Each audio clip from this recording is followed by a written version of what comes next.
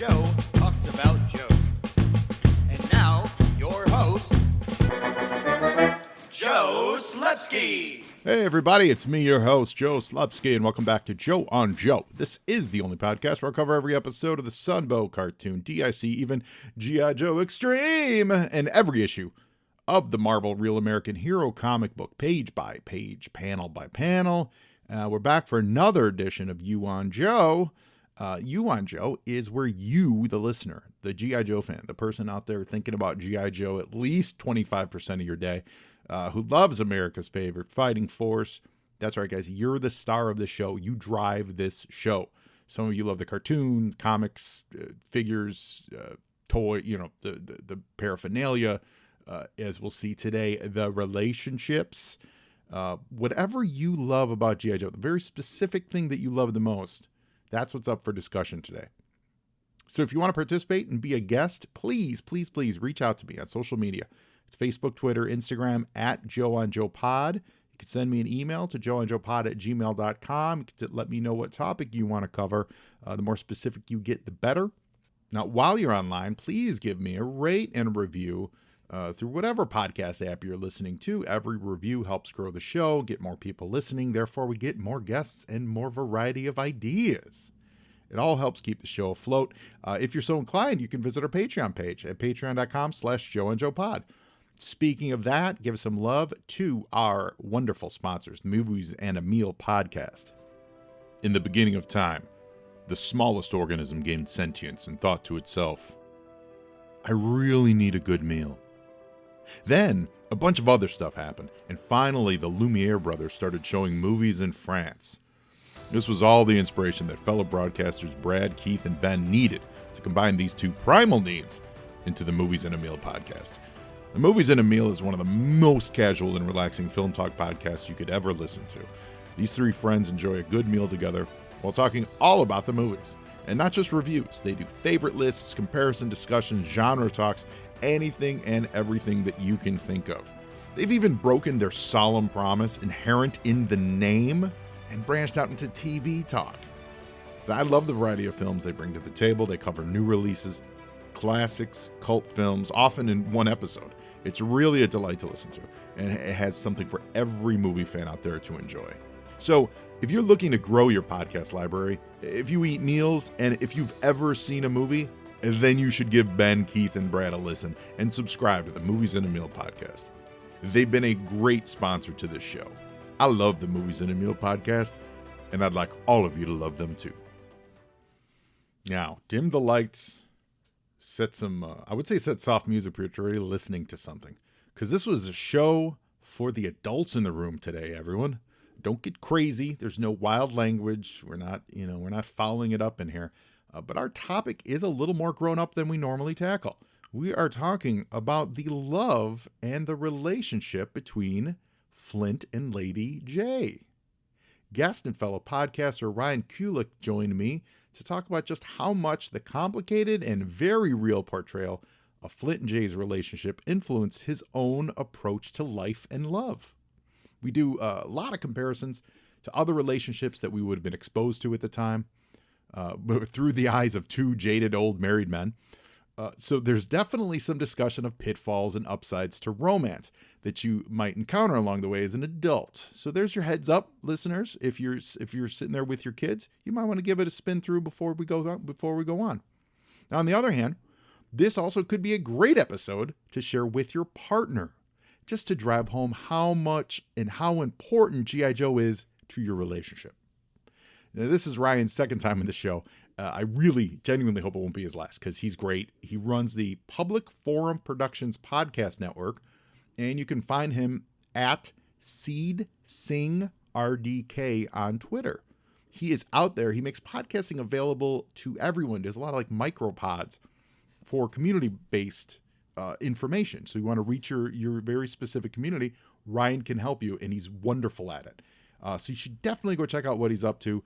Tell him you heard it on the show. Say hi. He's a really nice dude based out of Ohio. So let's check in with former bachelors, number 1 and number 2, as we talk Flint and Lady Jaye. Well, Ryan, so it sounds like you at least always had the romance of Flint and Lady Jaye. So what made you reach out and say, "Hey Joe, I want to be on You on Joe, and I want to talk about not just Flint, not just Lady Jaye, but specifically their romance"? Well, last time we talked, we're contemporaries. We're roughly the same age, so obviously my parents are. That's who you model your behavior after if you have good parents. And Right. I was lucky enough that my parents are still both alive, still happily married. I had that in my life, but most of my friends, especially growing up in the 80s, they were divorced. They were from broken homes, and we would all watch cartoons together. And so if I had to take my parents out of the equation, look, I don't want to do this again. I know we did last time, but I talked a lot about Star Wars. Well, I had Star Wars, and I had Star Wars and G.I. Joe. That was what. And when it came to G.I. Joe, I did the comics. I did the cartoon, obviously. I did the figures. I was fully in. So when my two favorite toys, you had Han Solo and Princess Leia on one side, who, Han Solo was kind of a cocksure dude, but Princess Leia was still his boss. She was still head of the rebellion. I know, come at me, people. They're going to throw other names, but I don't know enough about it. What about Mon Mothma? You're right. Mon Mothma had approximately 45 seconds of screen time in Return of the Jedi, negating all of Princess Leia's power throughout the first two movies. I know, I hear it a lot. So look, this is my 8-year-old brain that I was, but those were movies. There wasn't a billion TV shows. There wasn't that. Whereas G.I. Joe, I got to watch regularly. And so I remember as a kid, obviously, I don't know why, but I was a huge Flint fan, and I was a huge Lady Jaye fan. When it came to Scarlet and Duke, again, I read the comic books. Scarlet was with Snake Eyes, and so it always had this weird disconnect for the cartoon. I've got thoughts on that. Yeah. So, but that was the moment Flint and Lady Jaye were introduced. You could kind of tell they were together. As even, I think it was the Pyramid of Darkness miniseries where they pick up Shipwreck, and Shipwreck's even hitting on Lady Jaye, and Flint's like, hit the brakes there, bro. Yep. But as a kid, I was like, oh, this is pretty cool. And then I can't go without mentioning the episode with Destro's Castle and Lady Jaye running around. That was the best. That was the best. So as a developing young male, it was like, oh, hey, what's this? But I think the thing, and as an adult, I went back, watched them all again. I would go back and I'd watch that dynamic of Flint and Lady Jaye. And there were two episodes in particular. One, again, I think it was a Pyramid of Darkness where they were on the aircraft carrier. And I think it was Admiral Ledger or something. He's like, I don't like women on the aircraft carrier. I don't like this. And he's like, she's going to lead the team. And Flint's like, look, she's not just a lady. She's my teammate. And as a kid, I'm like, well, that's weird because most of the crap you're watching is Three's Company with Jack Tripper trying to get with any woman he can, or Bosom Buddies where they're hanging out in I'm going deep dives. No, it's true. Yeah, it's true. So you see this in the cartoon, but then, and I really noticed it more as an adult, the episode with has Hector Ramirez in it. It's not 20 Questions, but the one about the ghost, about the Air Force pilot that went down. Oh, yeah. I remember. Name escapes me, but I remember Ghost the one you're talking about. Ghost of a Chance, maybe? Yeah. And so the whole episode, Flint is like burning because he thinks Lady Jaye, it goes flashback, is it likes this other guy. So they're in a relationship. And the whole time he's mission focused, but you could tell he's I don't know. Distracted. Distracted. And then at the very end, they get the Air Force guy, and Flint it's time. He's going to confront Lady Jaye and this guy. And he's like, oh, you're Flint. Lady Jaye talks a lot about you. You're a really lucky guy. And he drops it. Yep. He doesn't push it. He doesn't. I mean, my whole thought was like, bro, why don't you talk to your lady beforehand instead of holding this grudge? But he doesn't hold it over her head. And it was, I don't know. Confidence. Yes. There's nothing, as an adult, I'll say this. I didn't understand it when I was a kid. And you touched on so many great things, Ryan. All of that. There's nothing sexier, more attractive than confidence in either partner. You know, knowing who you are, knowing what you want, and not being afraid to either show it or not shirk from it if it gets brought up. And I think that's what both of them did. They were both obviously competent, but then they also had confidence in their relationship with each other as a partner. Would you agree?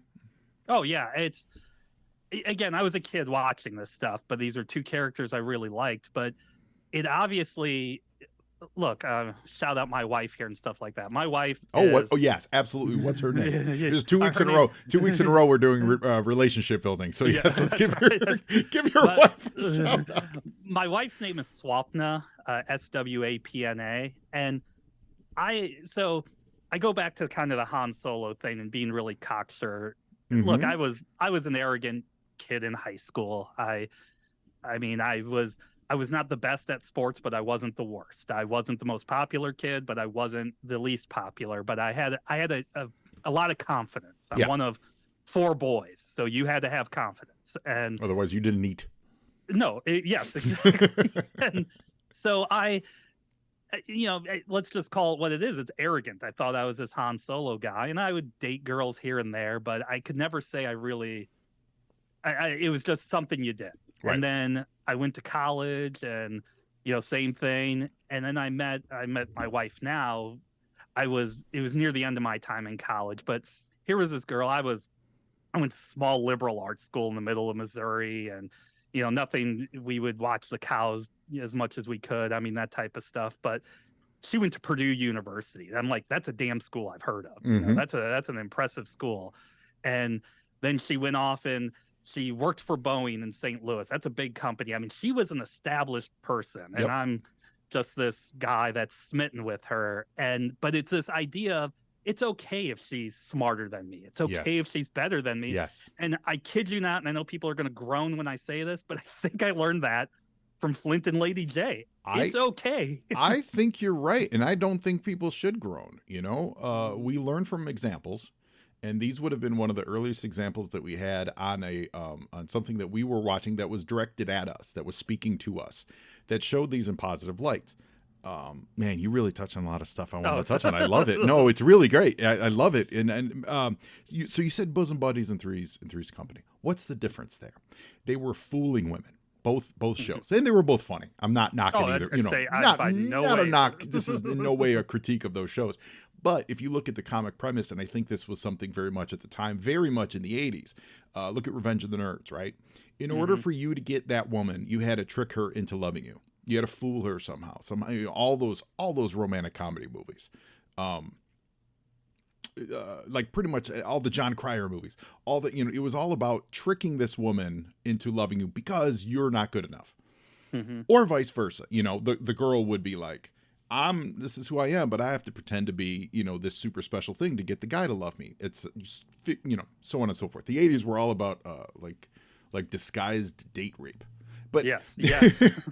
But through today's lens, don't get me wrong. But with Flint and Lady Jaye, you did have that confidence of 2 people who said, "Here I am. I'm good enough. I'm capable of playing in the big boys. Take me as you like me. That's it. That's what it's going to be." And that is a counter to what that we were being given on almost every other show. Lady Jaye wasn't sitting behind in the console, running the computer. She was out in the field doing as much, if not more, than Flint. Flint wasn't protecting Lady Jaye all the time. He was getting protected by her as much as she was doing for him. And that translated into the comic book too, we saw. And that's the one relationship that I always find it when you hear about how Larry Hama talks about, like, he didn't watch the cartoon at all. And all. Yeah. That had to be dictated by someone. I don't know who, whether Larry led first or the cartoon led first, or Hasbro just said, this is what it's going to be. These two are going to be together. They're a Han Solo Leia type relationship, and then they just played out parallel. But they really were the most parallel relationships that we had. You mentioned Scarlet and Snake Eyes and Duke. The Flint and Lady Jaye relationship was so much better because there wasn't that split dichotomy, because there wasn't that, even if you didn't treat them as different continuities and you just said, well, that just means Scarlet sometimes dates Duke and sometimes dates Snake Eyes. So neither one can be her true love, you know? Yeah, and there was one. What was it? It was the thing before Renegades. There was some Resolute? like cartoon. Yeah, Resolute. I think they actually touched on that or something. There's like I don't know. I've only seen it once. I'm not an expert in that. Yeah. We haven't covered that stuff yet. But but you're right. Yeah, because of that, there is always this, it's like whose side of the fence do you fall on? There's no side of the fence with Flint and Lady Jaye. No. It's either you love them or you're some kind of knuckle dragging communist. I don't know. Like there's nothing not to love about them. No, well, there was. Oh gosh, I wish I should have been more prepared. But it was like maybe 10 years ago or so. Hollywood Reporter did like this oral history with all the people that were on the old cartoon. Oh, okay. And yeah, I know it wasn't that long ago, but I remember they talked a lot in there about how, this was a show that I can see it now as an adult, but it was written by a bunch of anti-war liberals. Right, and 100%. They even talk in this about how like Chris Latta, the Cobra Commander voice, he would make all the bad guys all record by themselves, and they would separate because it's like, we want that tension. Mm-hmm. But it was either him or the guy that did Destro or somebody that said that the G.I. Joes, they never blamed anybody else. Yep. And it was always, they were a team. They all worked together, where Cobra blamed everyone else. And they said it was very much, when you look at the 1980s, it was all about, let's blame everybody for our problems. Blame the Soviet Union. Blame this, blame that, mm-hmm. blame this. And they go, in GI. So as an adult, you joke, nobody dies. They all parachute. They do this. But you read this and it's on design. They wanted to show kids that these are functional. And look, I'm going to get I hope you don't get banned in Florida for me getting too woke or whatever, but I hate the use of that word as a pejorative. Yeah, so do I. In any yeah. It's like, I'm on your side of the fence. You have a right to be an ass. I'm totally on your side of the I'm totally on your side of the fence, by the way. But that is just anyone who uses that term completely shows themselves to be something. Anyway, exactly. But with G.I. Joe, I mean, I have, I think you said this on one of your recent podcasts. It's great to be an adult with a job right now. Yeah. Because as a kid, I can't afford a $25, stalker classified character, but I sure as hell have one sitting on my desk at work. Yep. And it's like, that was the Which first... is a really good figure. Oh, God, yeah. It's such a good figure. Personally, I got to make a shout out. I just got the Croc Master, and I adore that figure. I love it. I recently got the my Rakondo in. Their Rakondo's nice. Really, I always enjoyed him because of the hat. That was always a fun piece for me. But this classified Rakondo is great. Well, this is Mark Twain did not say it, but he gets attributed that he wants to die in Cincinnati because everything happens 10 years too late. So I get the classified like a year after everybody else. Oh yeah. But my thing is look, I'm a white Polish kid that lives in the suburbs of St. Louis. No wonder we identify. Yes. But one of my first action figures was an African American guy. Yeah. I definitely had Lady Jaye, Scarlet, definitely the Baroness. I mean, come on. Mm-hmm. I definitely had those as a kid, but even as an adult, I have all those same now. And it also, I kind of touched on it before, but again, just the competence. Yeah. I mean, watching this cartoon and going back, it's not that Lady Jaye is so much equal with all of them. She's leading most of these missions. Mm-hmm. Look, my personal favorite is Shipwreck. I mean, I love Shipwreck. I love him. Yep, I do. Yes, I do.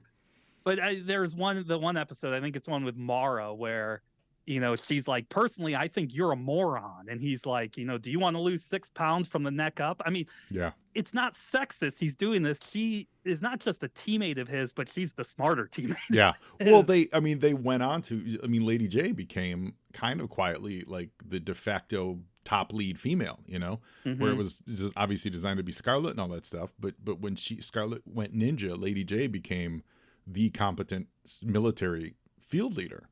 In a lot of the iterations. Of course, they were in the Retaliation movie. Yes. And they had I almost was going to tell you I was going to come defend that movie, but we'll save that for another time. We'll talk about we'll do that movie one day. I got to figure out a good way to do it, a kind of a fun little way to do it. I'm not sure, but yeah, and her and Adrian Palicki and DJ Catrona was Flint. And they had a fun, flirty relationship, and she was super capable. There was rumors of her getting a spin-off TV show. I have a feeling we will never ever see that. No, that's pretty much long gone and dead. But she's in the comics. She's led. Now she did die in the Devil's Due. Yeah, I never read universe. Those. Yeah, so to cover the relationship real briefly. Oh well, you know what? Let's step back. One of the things that I really did love about the way they kind of loosely revealed the relationship really is that it would just pop up. There wasn't Lady Jaye and Flint go on a date adventures and oh my God, I love you. It was almost from the start there was this obvious attraction between them, both on the cartoon and and in the comic book, and there was always this flirtation, and then they would disappear for a few issues because in the comic they definitely were both B characters. They were both supporting. They'd show up, they'd be awesome, and then they'd leave. But when they showed up again, they would reference a date they had, or they would reference vacation they took together. You wouldn't see it, but they would talk about it, and you could see that they were obviously very close to each other. And then they would disappear for another 10 issues. And then they'd be with Snake Eyes and Scarlet, literally on vacation, when Snake Eyes and Scarlet faked their death to go rescue the POWs, which was such a great issue. And then 2 issues later, that leads to her slugging Flint because he comments about something about like he doesn't get that's what you do for love, like I was looking for my comic. I have it hanging up here in my hold on, I kept the open. That's issue 67. Yes. And the catalyst is like he just doesn't get it that if someone loves someone enough, they would do exactly that. And and she punches him out for it. And that tells you everything you need to know. And then the next time you see him, I think it was like they were attacking maybe Destro's castle. I don't think exactly the next time, but it just deepened and deepened and deepened. And then when they got to the Devil's Due, which has since been ushered out of canon, she got killed by, the Red Shadows, and then Flint went on kind of a dark tirade and, whatever. That got retconned when IDW took it over, and they brought it back to the kind of standard thing. And of course, there was even the No Place Like Springfield, where the whole thing that Cobra sets up and Shipwreck is like, oh, Flint, that's hotter than Lady Jaye, and he gets really mad, the Synthoid or whatever. Yes, or so I did. Yeah, in Games Master, that's one of the early ones. They're on it's Cobra Commander, Baroness in a bikini, Lady Jaye and Flint running around. And when Flint's rolling around with Baroness in the bikini, Lady Jaye's not happy about this. She's not pleased to see this. Yeah. Yes, and I do want to say, real quick, to finish the timeline. Yeah. Then you jump over to the Transformers universe and you fast forward even more, and you get Melissa Fairborn. That's right. Who is Lady Jaye and Flint's daughter. And they don't tell you the story. They just say, here's a character. And obviously these two, were together and had a kid. Who knows? They're still, I can't remember if they ever covered whether or not her parents were still together, but it resulted in that. So it's these moments, they do these drop-in moments of just relationship without getting bogged down in all the other tropes that you would in telling that kind of relationship growth story. They just keep checking in, and you see the ups and downs, and then and then they're together and they have a kid. And you can imagine, your mind fills in the blank better than any story they could have told.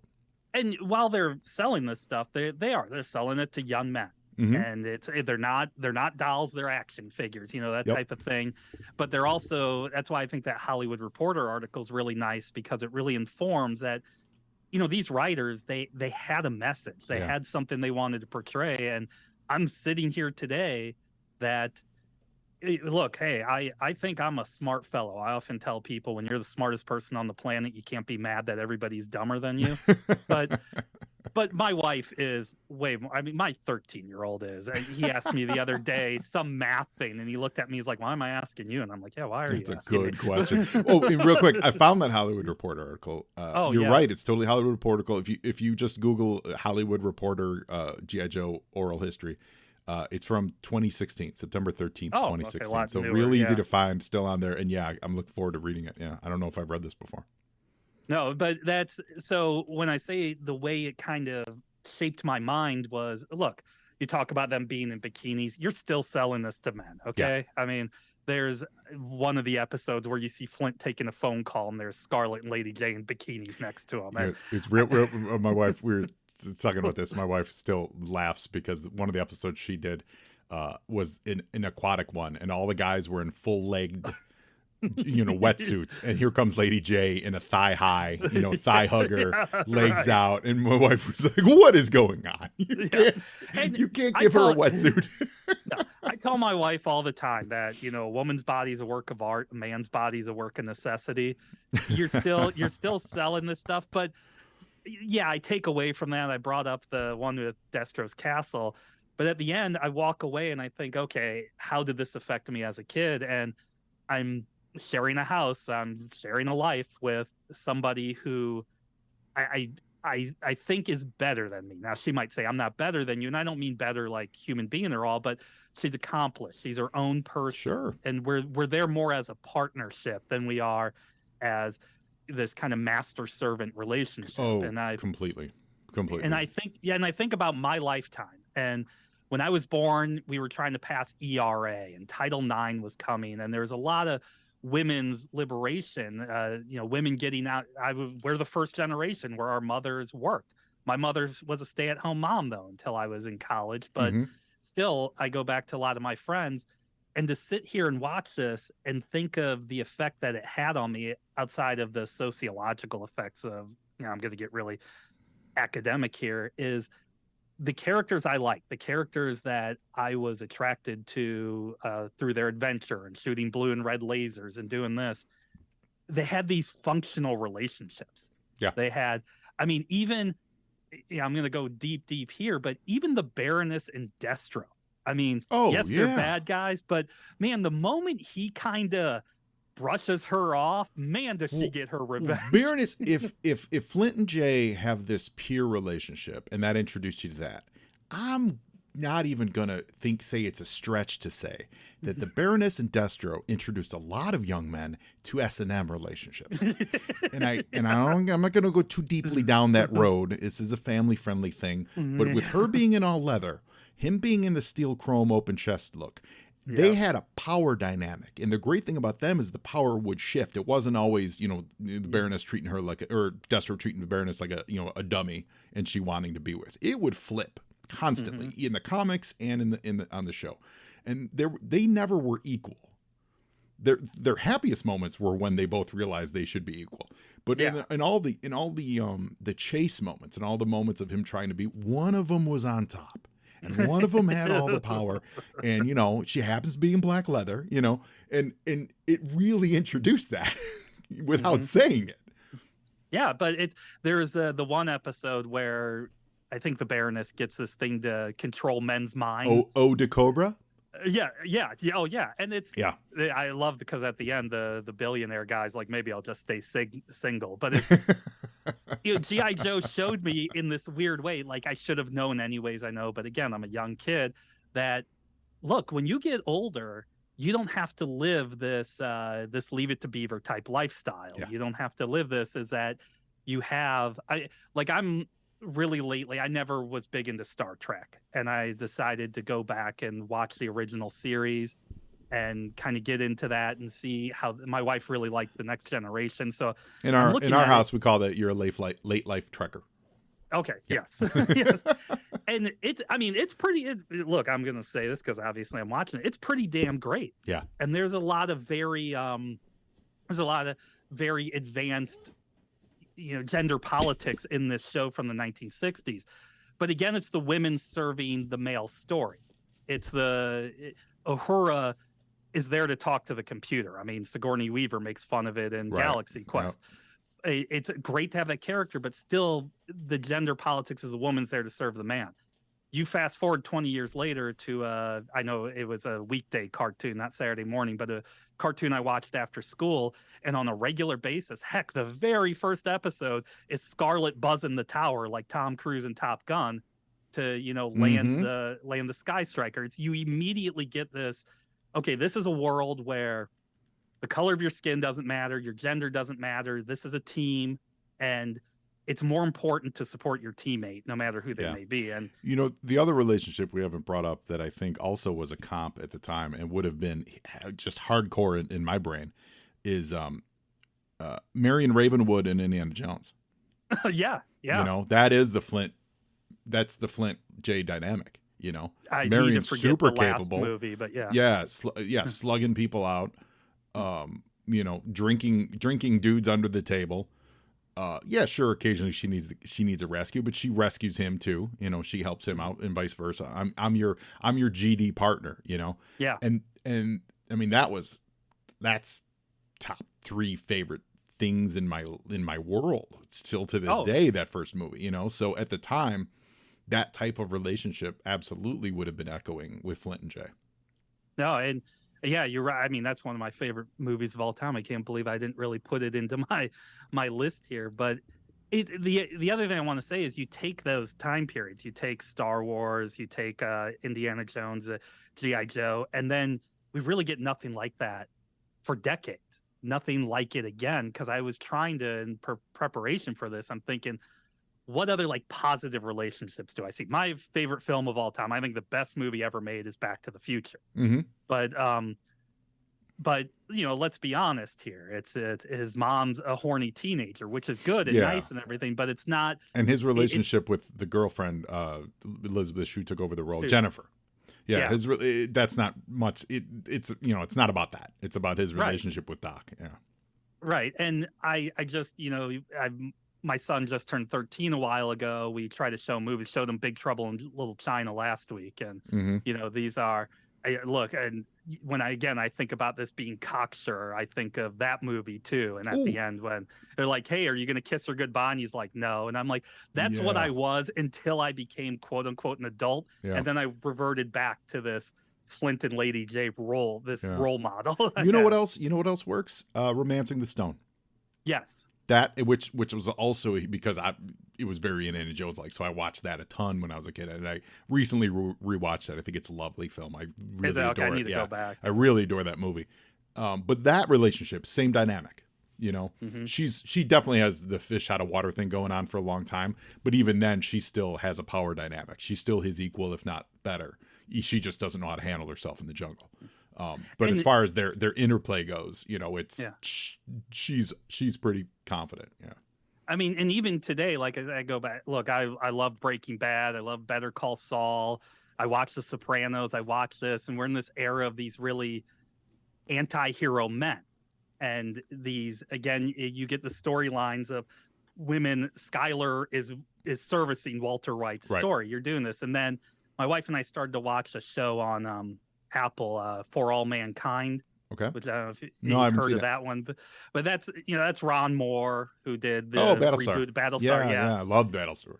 And it's a really kind of simple premise that what if the Russians beat us to the moon in the 60s? Oh, right. I've seen commercials for that. Yeah. Now most of the characters, we're into the 3rd season, which is in the 1990s, but it's all these women. And I remember telling my wife, and they're not all good. There's some that are not so great. And I go, is this really the first modern show where you're seeing these women way more competent than the men?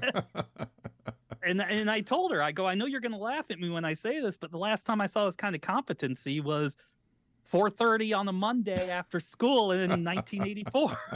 Yes, you're not wrong.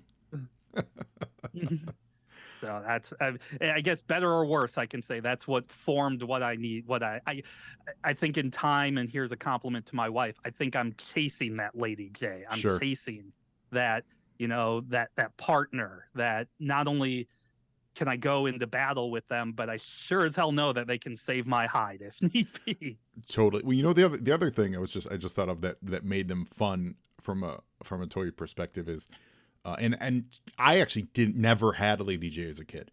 I got her as an adult, and I was so happy when I finally was like, I need to get a Lady Jaye. Like, I need to do this. Why do I not have her? Is they both had great hats. Oh yeah. And that meant a lot to me as a kid. A good hat on your G.I. Joe means the world. Dusty. Oh tops, God, that's why that tops, made that tops in hat game. Tops in hat game. That cloth can't be beat. Mm-hmm. We talked about Rakondo earlier. Good hat game. Shipwreck, hat game. Flint, tremendous hat game. Lady Jaye, awesome hat game. She didn't have to deal with the weird hair that Scarlet did, or Zorana did, or even the Baroness. She just had hat game, and it was great. We got to talk about Zorana and Mainframe too. I mean, still one of my personal. Well, yeah, that's the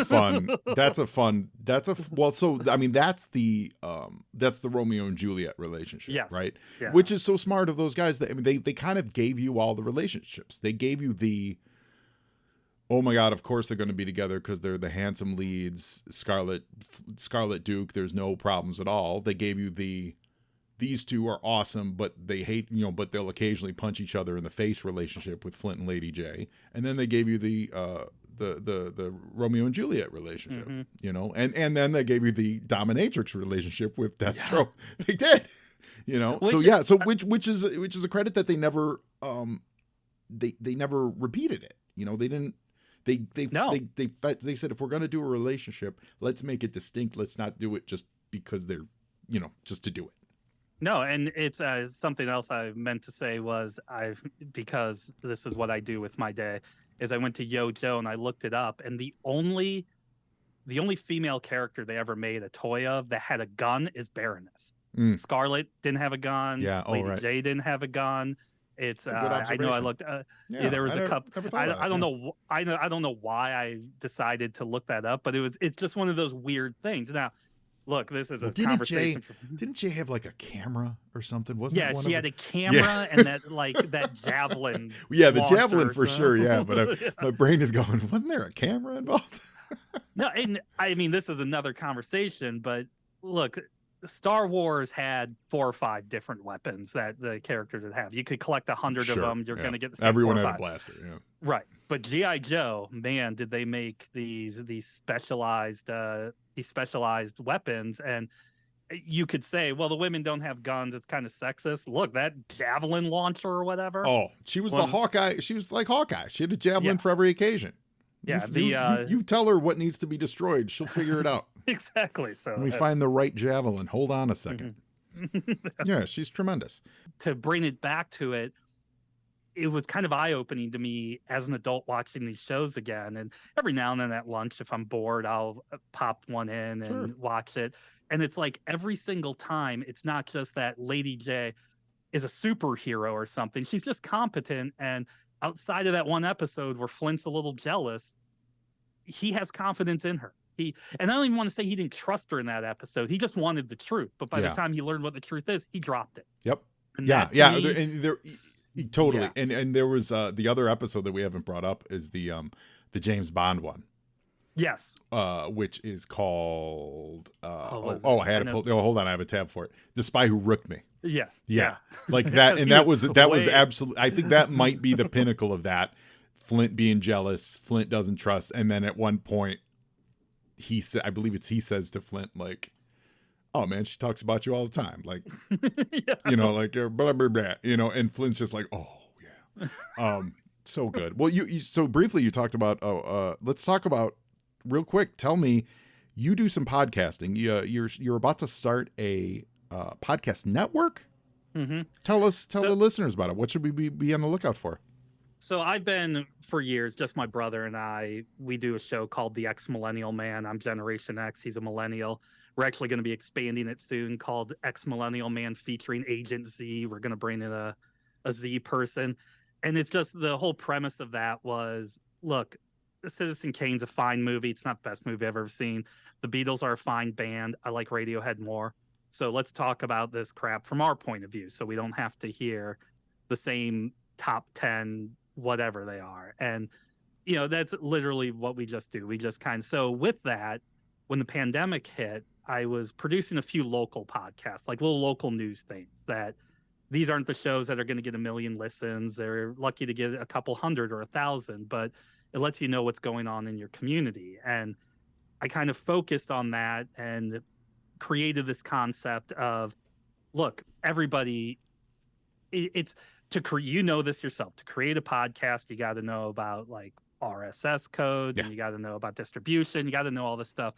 Look, if you want to just do a podcast, come talk to me. And I mentioned last time I had a woman, Marianne Christie, wanted to Yes. do one about politics. And at the time she was 85. I think she just turned 88 and she's still rocking it. She's still out there God doing bless it. her. What's the And name of her pod? it's called High Heels in Politics. Give it a So- listen, everybody. Oh yeah, no, she is, and it's funny. We're in this weird competition with our local newspaper on who like if we get a guest, they get it next week or vice versa. But we decided we kind of looked at it and wanted to offer micro podcasting is a good way to look at it, but give people a voice. And Yeah. I got some investors. They gave me some money to buy some nice equipment. I go out, record, distribute. I've got a new one I'm going to do called I'm going to look for another host, but called Old Ordinary and White, because I was I think it was the last Black Panther movie. They talked about the Ironheart girl. She said, spoiler for people out there, but she said something like to be young, gifted, and black, and that's like an old Sure. song. So I said, look, white men, we've controlled the world for 6,000 years and look where it got us. So I decided I was going to do my commentary on it. And that's one of our little podcasts. So Fun. this whole network, it's called Public Forum Productions.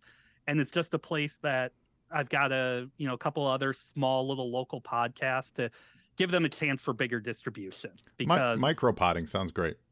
yeah. And it's just, it gives them the opportunity. It gives these communities Mm-hmm. the opportunity. And thankfully, knock on wood or whatever, we've come out of the gate well. And you just I had a nice conversation the other day about what happens when we're so successful we need another me. And I'm like, because I do all the editing and Sure. Yeah. all of that, and I said that's a great problem to talk about. Yeah. So Yeah. it's a Public Forum Productions. The website looks like it was designed by a person like me who doesn't design websites, but someone who's what would you say, old, white, and useless? old, ordinary, and white. Old, ordinary, white. But we're getting there. Where I often, when you're in the startup game, you gotta, unless you're It's a lot of Elon hustle. Musk or something, yeah, It's a lot. you gotta you gotta be the master of a lot of things. And the content's great, but I recently helped a friend. She's going to be launching she wants to launch a podcast about a very specific industry, and I'm like, yeah, I'm gonna get you on the phone. She's like, yeah, I want to talk about like making the podcast. I spoke to her for over an hour. We never even talked about anything regarding the actual content of recording a podcast. Yeah. It was 100% about all the steps that I think you should do to make and start and create a podcast. And it was all behind the scenes stuff that if you do prior to launch, you'll be set. You know, like there's so much of that detail work. So if you're taking that out of it for people and allowing them to get in there and especially reach very specific communities, because what is podcasting but specific? Like we reach the Joe community. That's fine. I don't need to reach the Strawberry Shortcake community. Like, no, if they want to reach, you're part of my pitch deck. As I often tell people, I have like these podcasts, and I say, look, this is a very specific show for a specific thing. And we've been lucky to have some bigger shows come our way. I've got a former Bengals cheerleader, a Ben Gal, and she's got a couple of other friends who are former cheerleaders who want to have a weekly show where they pick football games next week. Fun. Well, that's totally that's definitely national appeal for sure. Right. So it's like, okay, that's probably not going to be on my little network. I'm hoping to sell that to someone bigger. Yeah. But they come to me because, look, I can give them their demo. I can put it together, and they feel comfortable with it. And that's what we're hoping. I just, my whole career, everything I've ever done has been about giving voice to the people that don't have voice. I was a lobbyist for chronic health issues for a long time. And look, if you're dealing with medical bills and end of life care and stuff like that, you can't go to Congress. Mm-hmm. Well, I think the pandemic, we learned that people, they like to have their own little bubbles that they can listen to stuff. And now if we're going to do something, if you want to hear an 88-year-old woman talk to the political all-stars of Southwest Ohio, I've got a show for you. I got to say, I kind of do. What's the best way for listeners to reach out to you if they're interested? The easiest way, Twitter, it's just Seedsing, SEEDSING RDK for Ryan D. Kulik. Twitter is probably the best way out there, or there's a contact thing on Public Forum Productions. Awesome. That people can reach out. And where as I say, not to try to do the hard sell or whatever. No, sell it away. I remember when I sat down and they said, well, what do you need? And I go, well, the best microphones are XYZ. Okay, buy those. And the best this is XYZ. So I'm like, look, nobody's going to beat the equipment that I have. The question is, can you create the content that is going to engage people? And I try to take my old theater background and my absolute love of 1980s cartoons. I could have talked about Voltron for an hour and say, I'll create the story. You sit down. Actually, the tagline is sit down, talk, and we'll do the rest. Awesome. Yeah. Well, you actually, it sounds like you really bring that G.I. Joe ethos to what you do of, being good at what you do, doing, what you would think is, doing the quote, the right thing, acting positively for your community. Nothing says PSA like G.I. Joe, right? Oh, I showed my 13-year-olds that the other day, and I could never get him into G.I. Joe, but man, he loves those PSAs. Awesome. But that's the G.I. Joe ethos, man, and help the little guy, help the little guy get, grow and get their voice out there. So that's fabulous. I do need to blow a little bit of smoke up your rear though, because I've been meaning to say this is, your show, especially going through the comic books. I'm a big physical media guy. Yeah. I'm a big, I still have I go out there and I find Blu-rays and I go out and buy it. I've got my vinyl records because yes, I'm an aging hipster and things like that. But you really inspired me to go back to get these comics, to go get the physical comics. And I go out to the stores and you gave me some new appreciation for every G.I. Joe after 60 that I never knew. Awesome. But your show did that for me. And I do want to give you credit for that because man, there was times I'm like, I think I'm going to skip this one. And I would listen and you would make ninja battles and stuff sound way better.